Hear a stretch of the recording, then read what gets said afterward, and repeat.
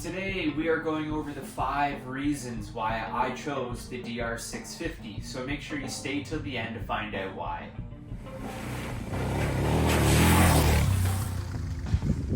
So welcome back to the channel and welcome back to Breath of Adventure. Today we're talking why I chose the DR650, the 5 main categories that sold me on this bike, why I bought this bike specifically. This is in hopes to help you make the decision of what dual sport or adventure bike you're looking to purchase. So the 5 categories that I'm going to go through is budget, reliability, simplicity, aftermarket mods, and community support. Okay, factor number 1 was budget. The DR650 nailed my budget. I didn't have $5,000 to $10,000 to buy a bike. I had more like $2,000 to $4,000. Because this bike is so popular, it's been around for so many years, there's an abundance of them for sale. Whether on Kijiji, Marketplace, Craigslist, or even just word of mouth through the community, there are lots of these available, ranging with low kilometers, high kilometers, multiple owners, one owner, fully tricked out, fully stock. There's a bike that will suit the budget, and this is what fit my budget perfectly. And I think that's really important when it comes to buying a dual sport, is suiting our budget. We need to budget in the bike, we need to budget in insurance, we need to budget in our gear, we need to budget in tools. And depending on what you want to do with the bike, we also need a budget for aftermarket parts so that bike is properly set up for how you want to utilize it. So for me, why I chose this bike, it was a higher mileage bike. It had 50,000 kilometers on it, but it had one owner. Right off the bat, I knew that that was going to be a solid bike. And this bike was basically tricked out right from the beginning. This bike went all the way to South America and back on one big trip. The original owner bought it brand new. He had everything purchased from Pro Cycle, and he rode the bike on that South America trip.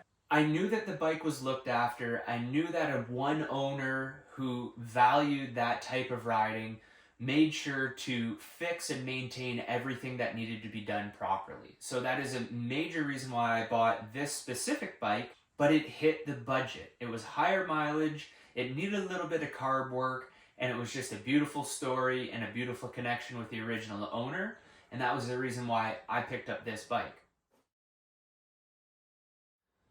So the second factor of why I purchased the DR650 was reliability.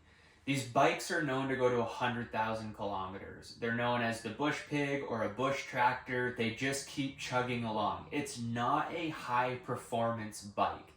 This is a sustainable, reliable, long-lasting dual sport. So for me, when it came to buying a dual sport and for what I wanted to use it for, which was adventuring and moto camping, that was massive on the list. Reliability. I needed a bike that would just keep going, keep going, keep going. I wanted a bike that was going to be capable of long distance trips without a lot of things failing. Through all the research that I'd done on the forums and on YouTube, there aren't a lot of major crucial things that go wrong with this bike. The list is pretty short, and it's actually fairly easy to work on yourself. So that's why reliability was one of my top factors on buying this bike. Third on the list is simplicity. Because the bike is super reliable and I want to use it for remote solo moto camping, I needed a bike that was easy to work on. I do all my own work. I grew up rebuilding my motocross bikes in the basement in the wintertime. I never had the money to take it to a mechanic to have the work done. It just wasn't an option. So I learned from the beginning to get the service manuals, get the repair manuals, and figure out how to do it myself. So when I wanted to buy a bike after having a time period off, I needed to make sure it was a bike that was easy to work on. The DR650 is very easy to work on. It is very simple, it is very refined, and it hasn't changed. The benefit of that is that there's a ton of OEM parts available, there's a ton of aftermarket parts available, there's an abundance of used parts available for these bikes. If you go into Marketplace, you will see people selling tanks, plastics, rims, all the different parts that they're taking off their bike when they highly modify it, such as this one. Simplicity was very high on the list when it came to choosing the DR650 as my adventure bike. somewhat mentioned this previously, was the amount of parts and aftermarket parts available. So that gave me the reassurance that when I broke something or I needed something, I'd be able to get it in a couple weeks or a couple days. I could order it in, get it repaired, and I'm back on the road. So that's a big thing, because there's a lot of talk about the KTMs and some of the older KTMs. You know, I've had a good look at them. I'd love to get a KTM 500. Sometimes the parts can take longer to come overseas. Sometimes they're out of stock, and then you're waiting for the parts and you're not riding. And the other reason that's attached to this last factor is the amount of online support and community for this bike. It's massive. There are forums that will tell you every single thing about this bike and what's going wrong and how to fix it. And because the community is so open and loving, if you run up against a problem that you can't research yourself, people are willing to take the time to talk to you. I've seen people exchanging phone numbers, getting on the phone, talking people through how to fix things, how to diagnose things, and that's just an amazing thing. When you do everything yourself, that's the best thing that you could ask for, is a huge amount of resources for you to look after this bike yourself. These bikes can be used as the regular dual sport as they're built for. You can turn them into supermotos. You can turn them into a big dirt bike like this. You can turn them into long distance travelers. You can turn them into an adventure bike. You can really utilize the bike in any way of riding that serves you. A lot of people have 2 sets of rims and tires. So they've got the knobbies for riding off-road, and then when they want to go rip some twisties, they throw on their street tires. So that versatility of this bike was just one of those bonus factors for me. This bike was set up from the beginning as a long distance touring bike, all the way to South America and back. I've done the modifications to it to make it more dirt orientated with knobby tires. I stiffened up the suspension. I've added some aftermarket lights, but the bike was ready to go for however I wanted to use it.